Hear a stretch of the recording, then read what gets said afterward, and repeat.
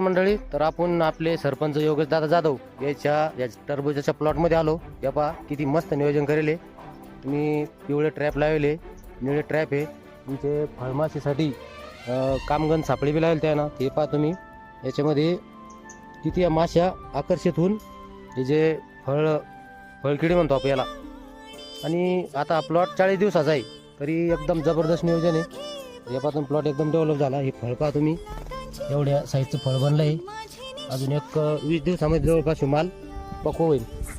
होणार पण परिपक्व होत चालेल इथून. हा, म्हणजे आता फळधारणा झाली. हो हो. काही छोटे काही थोडे नॉर्मल मध्ये लिंबासारखे फळ यायला लागले. आणि प्लॉट एकदम मस्त आहे. भाव जर याला चांगला भेटला तर मस्त आहे, म्हणजे आर्थिक गणित याचं चांगलं बसन.